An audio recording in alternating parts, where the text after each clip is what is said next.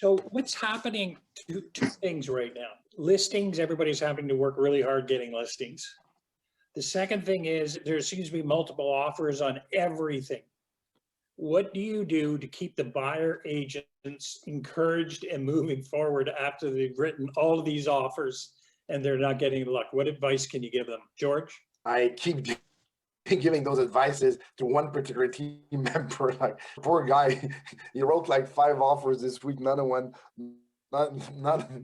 passed. I tell him, listen, that this is just normal. Every January, February, the stocks are low, and this year it's even more. I tell them that when I started, it was the other way around. I said there was like 200 listings and we didn't have any buyer. When somebody had one buyer, it was like piranha's fish trying to get that buyer to buy something, and then they would make a bid and they didn't like the counter offer. They would make another bid on another home, and it would take as much time.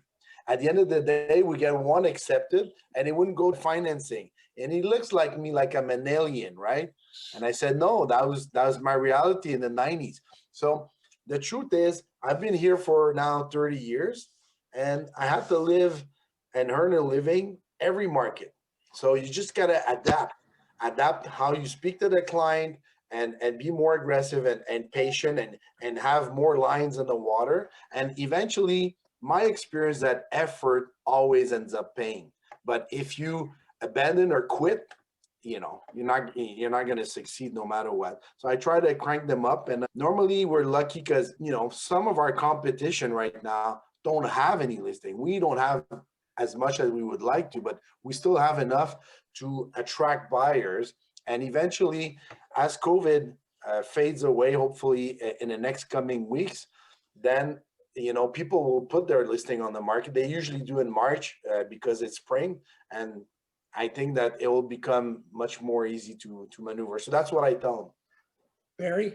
Because my leadership is large on call and reactionary, which I do. I mean, you need me, you call me, right? And you've got ear time, or I'll go on a listing or an offer. But mostly what I'm doing for these people that are in my market isn't entirely, although I've seen multiple offers of 30 million, but 20 million, but it's rare still. So the lower price ranges, I'm basically listening and being a therapist and hearing, how many they lost. And I think that that's important.